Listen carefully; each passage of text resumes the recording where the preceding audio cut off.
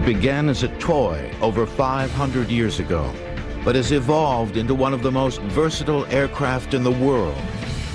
The machine that Wilbur Wright once thought worthless has become an indispensable part of our world. Now, helicopters on Modern Marvels.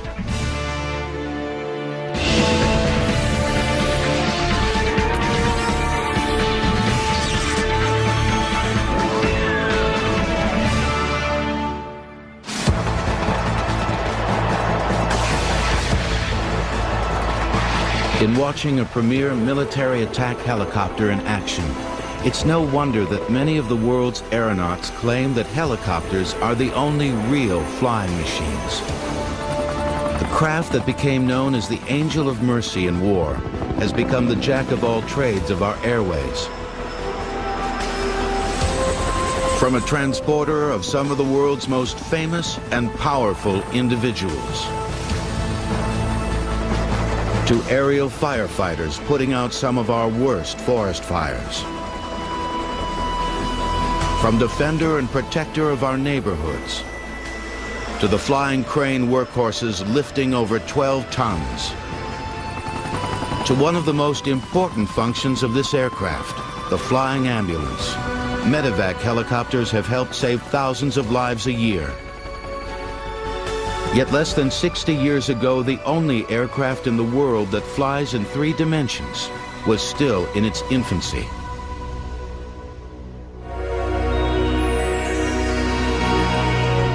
The idea of rotary flight dates back to ancient civilization. It began with a toy that became known as the Chinese top. We know for a fact that 1,500 to 2,000 years ago, the Chinese already had spin-top toys where you pulled a string and a propeller device flew into the air. The implications of it, however, were not realized by the Chinese at that time. As the Chinese top made its way across Europe, it quickly became a popular curio. By 1463, the top even began to show up in paintings, such as the famous Christ Child, which depicts Jesus holding one of these toys. Shortly after, in 1483, the first known design concept of a helicopter was put on paper by one of the world's most famous theorists.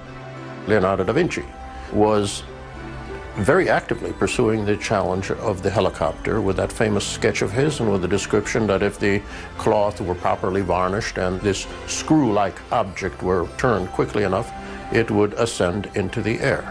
And if you look back at it, fascinating how close Leonardo da Vinci was to solving the problem of flight. But the man was such a perfectionist that he went beyond the glider, and if he had just stopped for a moment and said, okay, I don't think I can build this, but if I just make it into a fixed wing, that man would have flown 500 years ago. Da Vinci was among many scientists who were teased by maple seeds and dandelion leaves in flight.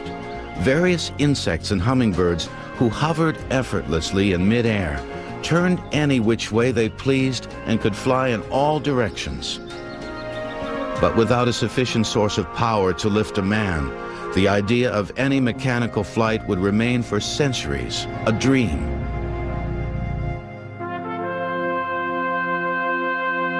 By the turn of the 19th century, many visionaries had put their ideas of a rotary aircraft on paper. However, most were based on fantasy rather than reality. But by the 1840s, an English scientist, Sir George Cayley, began tackling one of the first obstacles associated with rotary flight, counteracting torque. If you take a hold of something, a screwdriver for instance, and you twist it in one direction, there is a equal and opposite reaction in the opposite direction. And that would be the torque reaction. And when a rotor is spinning in the air, at the same time that it's turning in one direction, it's trying to twist the fuselage in the aircraft in the opposite direction. Cayley's answer to this problem was to design a helicopter with 2 rotors side by side. Each rotor would turn in opposite directions to counteract the forces of torque between each other. But Cayley never built his rotary aircraft. he knew that a full-sized machine based on his design would never get off the ground. See, the only power at that time really was a steam engine. And steam engine weighs about 100 pounds per horsepower. It's just impractical for vertical lift. But several years later, in the 1860s, a French engineer, Viscount Gustave de Ponton de Amécourt, was determined to prove to the world that rotary flight was indeed possible. De Amécourt built a miniature rotary aircraft which demonstrated a new method of counteracting torque. He researched and built small flying models, and one of them was a counter-rotating helicopter toy, where he took a bow and would wind it up, and the tension of the bow would turn one rotor in one direction. The torque of that would turn the opposite rotor. Size maybe 2 feet long, but it did fly. This became known as a coaxial method of handling torque, two rotors mounted on a common axis. After proving that a properly designed coaxial rotor system would fly, de Amécourt designed and built another miniature rotary aircraft. This time, he utilized tiny watch spring mechanisms for power. They too flew successfully. De Amécourt came up with an enduring name for his contrivances, using the Greek words helico, meaning spiral, and pteron, meaning wing. He coined the name hélicoptère. But until a sufficient source of power became available enough to lift a man, helicopters would remain small, miniature prototypes.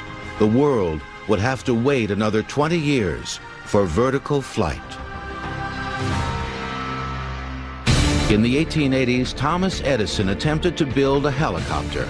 He created an engine powered by gun cotton.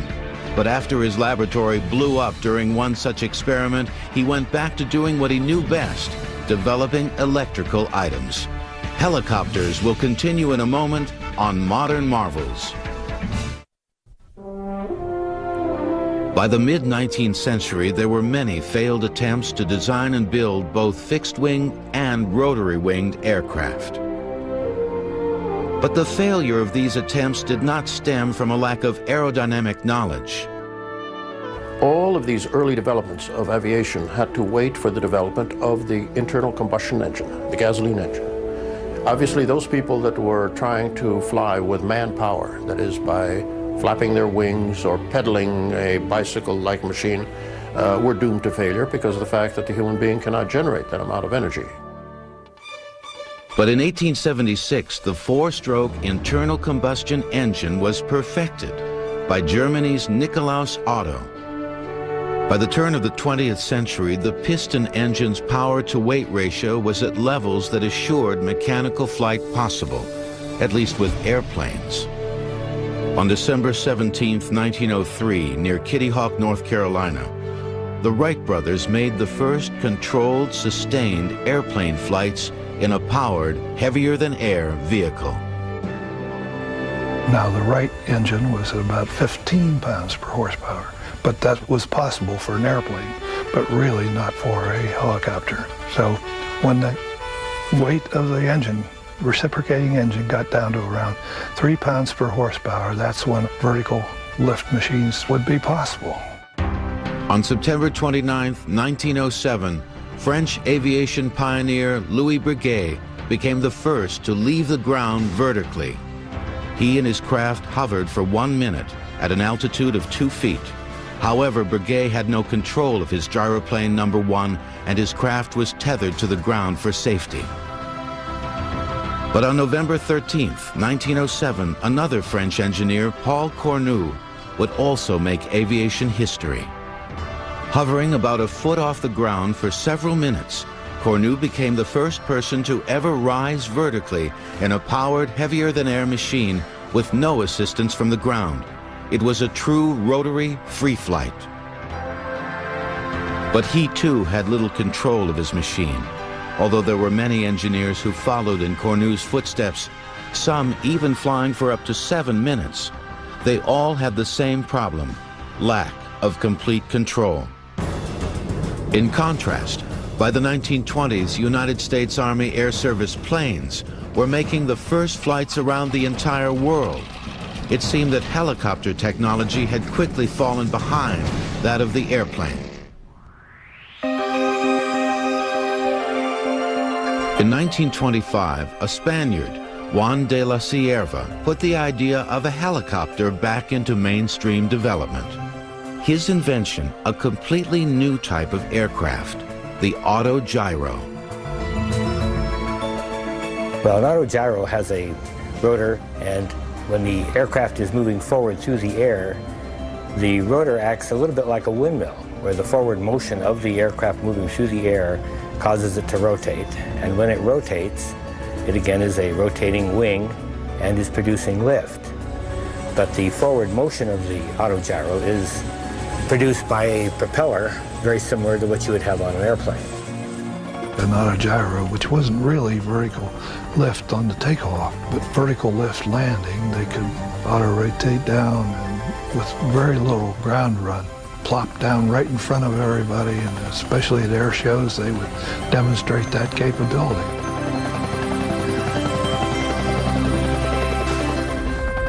This method of landing is the same basic approach that a modern helicopter would take should its engine fail.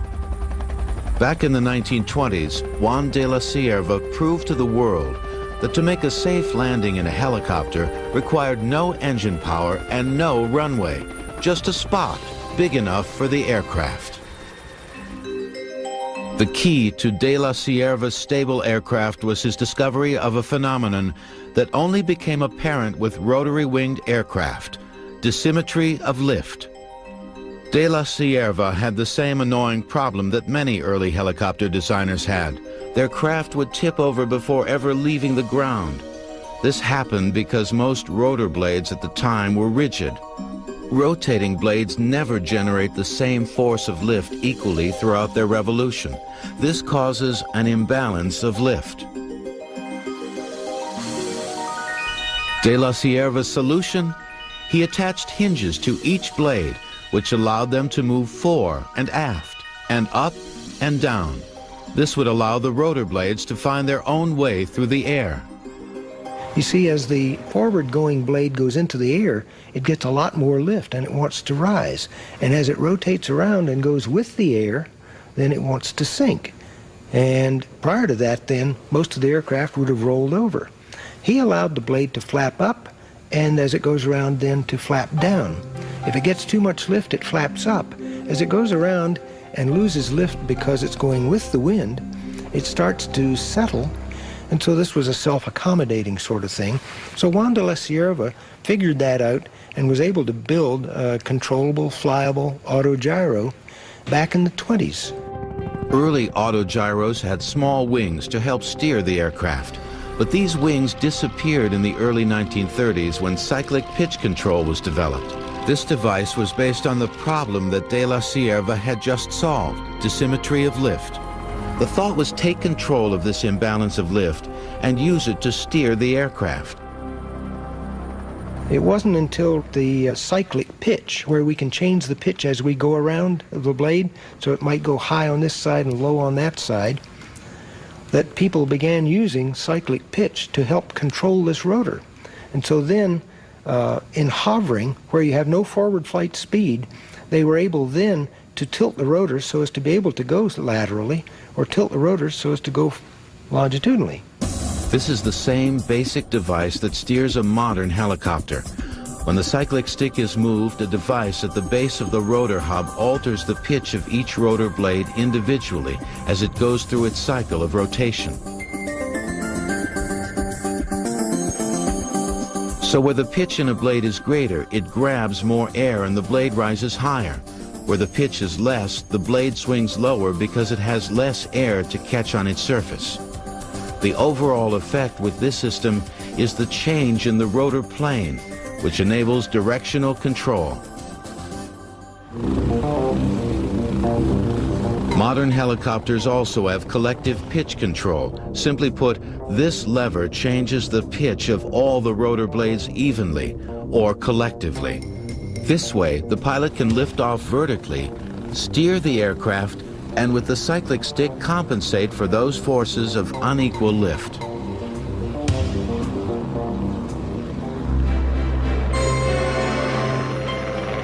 Thanks to these new technological breakthroughs back in the 1930s, the autogyro achieved practical success. The Detroit News used one to speed reporters to the scene of major stories. The U.S. Postal Service began test flights for its deliveries. There were even demonstrations held on the White House lawn for President Hoover, who called the autogyro the greatest achievement in aviation. Harold Pitcairn, who was licensed by De La Sierva to build autogyros in the United States, even foresaw a future where autogyros would make automobiles obsolete.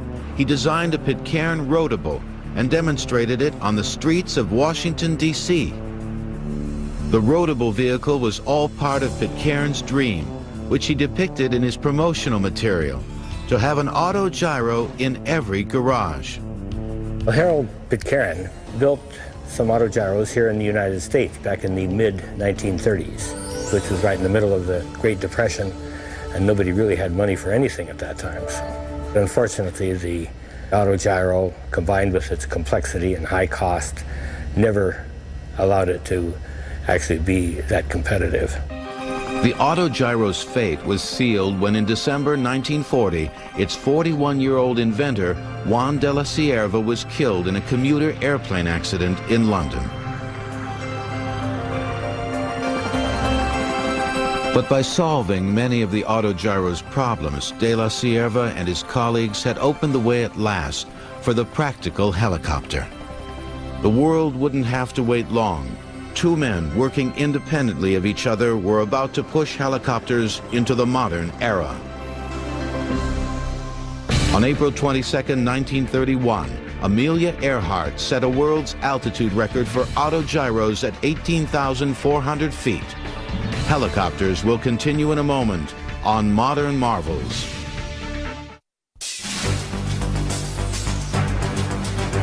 By the middle 1930s, there had been many complicated machines built in hopes of achieving controlled vertical flight.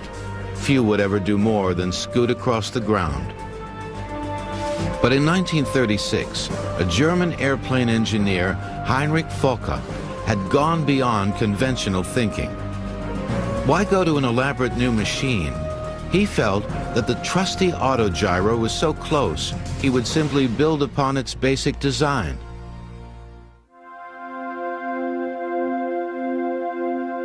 Professor Heinrich Fokker was a very brilliant aerodynamicist, a very, very great pioneer who started with the autogyro and then built up his know-how of rotary wings and the lifting and the vibrations and the capabilities. And from there, it was almost a natural step for him in 1935, 1936 to attack the problem of the helicopter, which he very successfully attacked. It resulted in the building of two small helicopters. The two main rotors of the Fokker helicopter were side by side. There was one on the left, one on the right. And by rotating in opposite directions, one counteracted the torque of the other. And it had a small propeller in the front that looked like an airplane propeller, but was actually just used to cool the engine. But it was a true helicopter. Heinrich Fokker had built the world's first real helicopter. Although it was difficult to fly and maneuver, it could hover, fly sideways, and fly forward or backward. But for all the amazing feats that Fokker's FA-61 helicopter achieved, it had little impact on a public already familiar with airplanes and autogyros. That is, until the attractive and daring 25-year-old Hanna Reitsch, known throughout Germany as that nation's first woman test pilot, climbed into the cockpit. Hanna Reitsch was a very gifted test pilot, a very, very tiny little lady, probably weighing 98 pounds, sopping wet, which was very good for improving the performance. You didn't want a big tank of a guy climbing into an aircraft which had marginal performance. Her flights and her demonstration flights were highly publicized. And those public demonstrations, I think, were pivotal to the cause of the helicopter. In February 1938, Reitsch demonstrated the Fokker helicopter inside Berlin's cavernous Deutschlandhalle Sports Arena every night for 3 weeks. She flew from a court about the size of a basketball court and would take off, fly, hover, turn 360 degrees. And when the films reached the United States, I think they also created a tremendous amount of interest in the helicopter here. And Hannah Reich, interestingly enough, is a member of an organization that I'm a member of, which is the International Women Helicopter Pilots, more commonly or better known as the Whirly Girls. And because Hannah Reich was the first woman to ever pilot a helicopter, she's considered Whirly Girl #1. And presently, we have over 1,000 members of the Whirly Girls, and all of them must be rated pilots, and they're from 28 different countries. As Hannah Reich continued to break virtually every helicopter world's record, an American-Russian immigrant, Igor Sikorsky, was about to change the course of helicopter history. Igor Sikorsky was no stranger to aeronautics. By the mid-1920s, he had built one of the most successful airplane companies in the world, Sikorsky Aviation. In 1929, the company became a subsidiary of United Aircraft, giving Sikorsky time to pursue a lifelong dream, helicopters. As a boy in Russia in 1909, Sikorsky had built several unsuccessful helicopters, but by 1931 he was ready to tackle the task again. Dad got back into helicopters in the very early 1930s. At that time, you could say his work, 9 to 5, were the large clipper ships, the flying boats for Pan American Airways and for a number of other airlines. But already in 1931, 32, 33, you begin to see the sketches increasing in volume, the sketches of a helicopter. And by 1935, 1936 already, I was building small little models that he would then demonstrate to his engineers or take up to the board of directors of United Aircraft, as it was called in those days. Sikorsky's sketches resulted in a unique design for the time period, a single main rotor. Up until the late 1930s, most helicopters that had lifted off the ground were either coaxial in design or had at least 2 main rotors, such as the Fokker helicopter.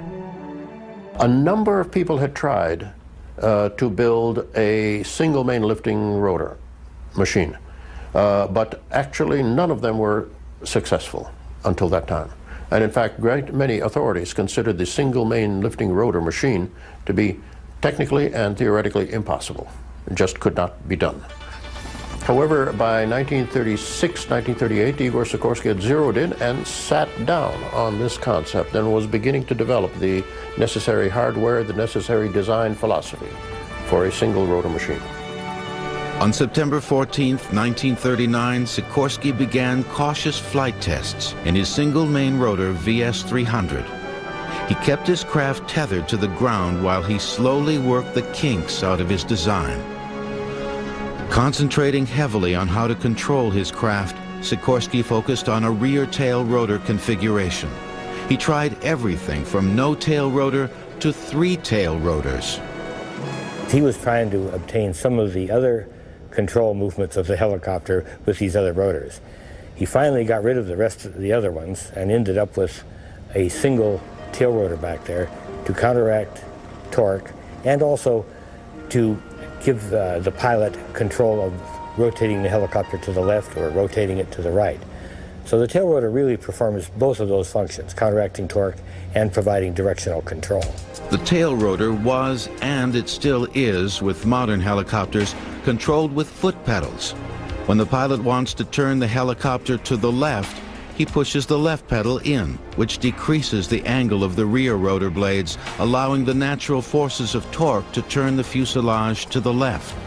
Pushing in the right pedal increases the pitch of the rear rotor blades, causing them to bite the air harder and overcompensates the forces of torque, and the aircraft swings to the right. But for Igor Sikorsky in 1940, creating this design concept did not happen overnight. There were many flight tests that would demand numerous modifications, so many that Sikorsky's mechanics affectionately nicknamed the VS-300 as Igor's nightmare.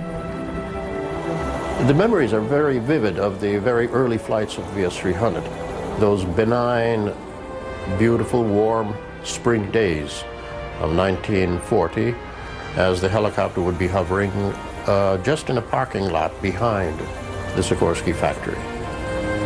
And I remember you could touch it the way you could touch a living thing like a horse or a dog. And you had that affection for it. Igor Sikorsky's VS-300 was America's first successful helicopter.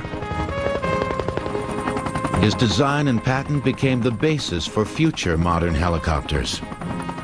Our Army Air Force at that time became very interested in the aircraft and gave him $50,000 to finish the development of that aircraft. United Aircraft, of course, added a lot of money to that, and they developed then, under Air Force contract, the XR-4. And that's the aircraft that's sitting behind me, is the first then production aircraft. This is the only remaining prototype of the XR-4. By the end of World War II, over 400 Sikorsky helicopters had rolled off the assembly lines. Military leaders first thought of the helicopter as a scouting tool, but the helicopter quickly proved to be capable of much more. During the last years of World War II, many stranded victims were rescued in spots that only the helicopter could reach. The military was impressed with the life-saving potential of this new machine. The helicopter had shown that it could be a truly useful aircraft, a rotary-winged angel of mercy. In years to come, it would be that and more, in peace as well as war. The first helicopter hoist rescue took place in November 1945 with the Sikorsky R-5. The helicopter pulled 2 seamen from a sinking barge off the coast of Connecticut. Helicopters will continue in a moment on Modern Marvels. Early helicopter pioneers all had one thing in common. There wasn't much of a technological track record to follow. Much of the early designs were based on intuition. Well, use your best judgment and your imagination and do what you think you have to do to conceive and develop a system that will work. If it works, you made it. Like we did 55 years ago on the 11th of April, 1943. Frank Piasecki built and flew America's second successful helicopter, the Piasecki PV-2. Just like Igor Sikorsky before him, Piasecki's first flights in a helicopter were tethered to the ground for safety. It was a kind of a windy day, but we started the machine up, and we had my mother's clotheslines I borrowed to hold the machine to the ground. And all of a sudden, a gust of wind came along, lifted me up off the ground, broke the ropes. Everybody ran away, and just by some stroke of the Lord, I moved my head in the right direction and countered the turn that the wind did, and came back on the ground and stopped. And the machine was saved. And that was our first takeoff. Piasecki's PV-2 helicopter evolved into a fully controllable aircraft. Just like the other early helicopter pioneers, Piasecki's machine took months to perfect. Not only were engineers dealing with the unknown, but with helicopter technology being so complex and so new, gathering support for such endeavors wasn't always easy. If you said, I'm designing a helicopter, people would look upon you as a nut. It was known that it had a lot of failures by many different people and many celebrated engineers. And therefore, who the hell are you that you're going to design a helicopter that will fly? So get out of my way. But by the time the clouds of World War II began to part, more than 50 companies were working at helicopter development, all hoping for a governmental contract. It was Frank Piasecki who got the attention of the Navy. Frank Piasecki designed a helicopter that had 2 rotors, but instead of being a lateral twin, meaning that it had rotors on each side, he put one of the main rotors at the forward end of the helicopter and the other main rotor at the aft end of the helicopter. Again, they rotated in opposite directions so that each one compensated for the torque reaction of the other. And Navy then gave us an order for 10 of them because they wanted to try out a squadron of them. And with those 10, they were able to apply this new thing that they had, which gave them 1,800 pounds of vertical lift, which gave them more speed, which gave them more maneuverability, towing things, for instance, minesweeping. Piasecki built several variations of tandem rotor helicopters. Shortly after World War II, they were in use with the Navy, Marines, and Coast Guard. However, by August 1950, the armed forces found themselves in desperate need for hundreds of new helicopters in a war that no one expected.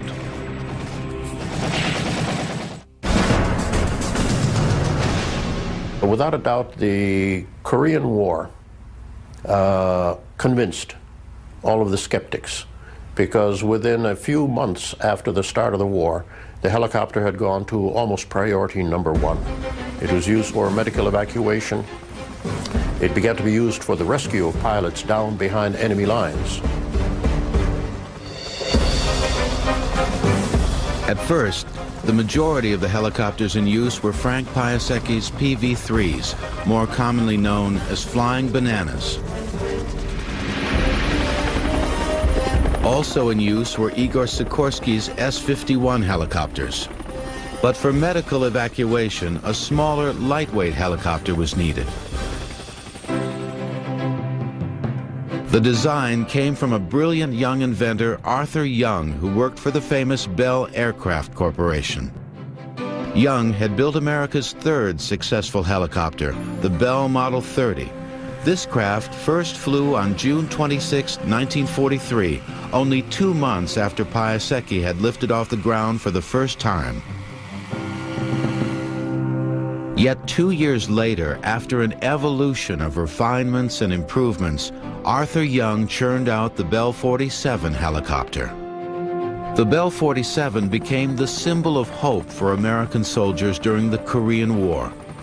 They soon became an integral part of MASH units, or Mobile Army Surgical Hospitals.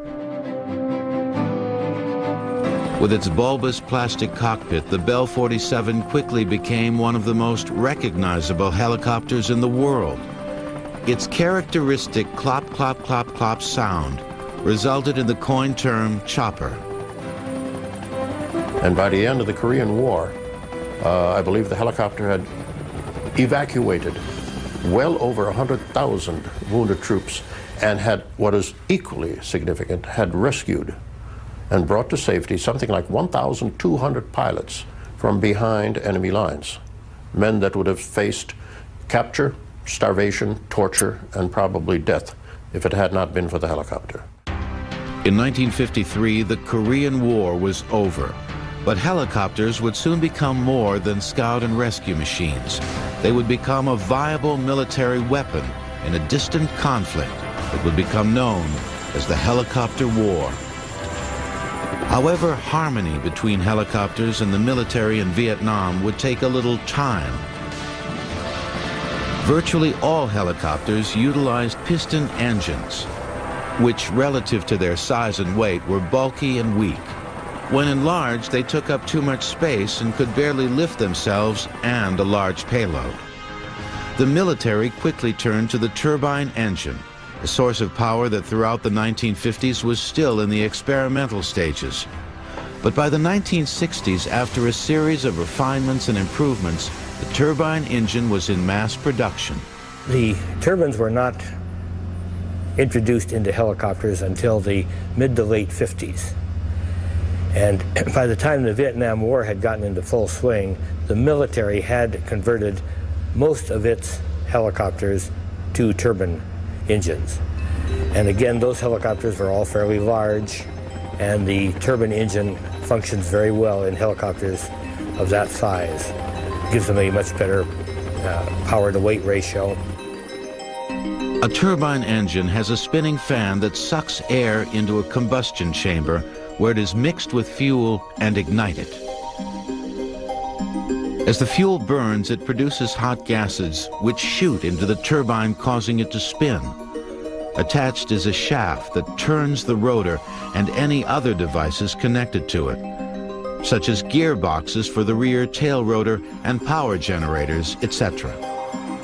A reciprocating engine, for the horsepower it delivers, its weight to horsepower ratio is generally about equal. So I mean, if you had a 400 horsepower engine, it's going to weigh about 400 pounds. In a turbine engine, it's about half. If you have a 400 horsepower engine, it's going to weigh about 200 pounds. And in a helicopter, just like any aircraft, weight is precious. It was a turbine-driven helicopter that became the symbol of the Vietnam War. The Bell HU-1, more commonly known as the Huey, a nickname the Army pilots came up with based on the helicopter's initials. My first few months in Vietnam was flying Hueys. I think the Huey was the most versatile helicopter in the Vietnam War, and like I say, I think it became one of the most versatile helicopters ever built, just by its pure design and its capabilities. Easy to train pilots for. Take enough troops, a squad say. You could put hard mounts on the outside of the aircraft and turn it into a gun platform if it had to be. You could put litters inside and use it as an air ambulance. You could take an aircraft and configure it very quickly for 3 or 4 or 5 different kind of missions. But flying these machines in war exposed both pilot and aircraft to great risk. While rescuing wounded soldiers, often from the front lines, helicopters became large moving air targets for the enemy. There was really nothing really bulletproof about a Huey other than that it was a pretty simple design, and there was a few critical components, and if they were hit, it would knock it out of the sky. There was a lot of helicopters lost in Vietnam, and a lot of helicopter pilots lost their lives in Vietnam because of just the pure exposure, just the amount of hours that were flown. But there was not a more welcome sight to American troops fighting in flooded paddies and look-alike villages than that of the Bell HU-1. The Huey was looked upon as an angel of mercy, one of the most respected machines of that war.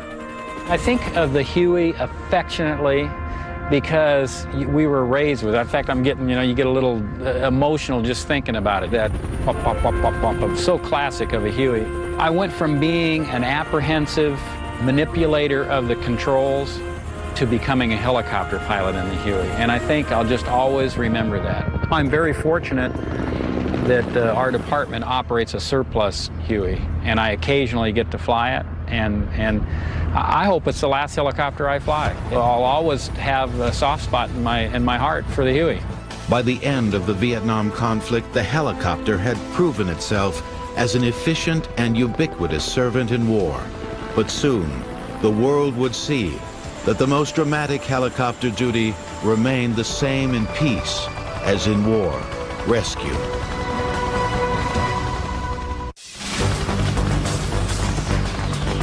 Less than 20 years after the birth of the modern helicopter, the world became reliant upon its existence.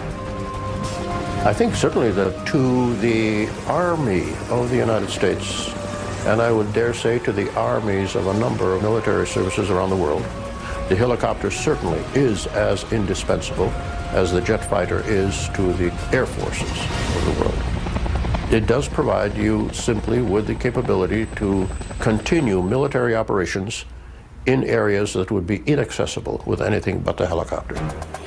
Currently, the latest in helicopter technology can be found in some of the various military machines, such as the Boeing Sikorsky Comanche.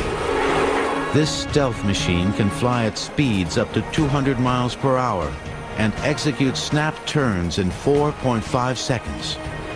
The Comanche can fly sideways or backwards at 70 miles per hour, while the pilot utilizes the craft's advanced radar and infrared sensors. In seconds, the Comanche's computers can scan miles of a battlefield, instantly prioritize all hostile targets, including tanks, trucks, and even other helicopters. While displaying the targets for crew identification, the system selects the optimum weapon to neutralize each, either from its own extensive weapon systems or by relaying encrypted information to other air or ground commanders. the civilian side of helicopter technology is no less important. Helicopters are always on standby for our safety and benefit. A lot of people don't realize one of the special functions of a helicopter in a large metropolitan area is when the corporate helicopters are members of a disaster relief program. And in the New York City area, for example, all the corporate helicopters that fly around not only just fly the executives around to save time and bring in a lot of business to the area, which is very important for the economy, but should an unexpected disaster occur, for example, some kind of a bombing or just some kind of a national disaster, the helicopters would all rally in support of the community. And this is something that we do in addition, just as a community service. Today, I think we can say, as a rough ballpark figure, that well over 1.5 million human lives directly saved by the helicopter, by the intervention of the helicopter. In 1957, President Eisenhower took a ride in a Bell H-13J from the White House lawn to a command post as part of a civil defense exercise, becoming the first president to fly in a helicopter. Modern marvels will return.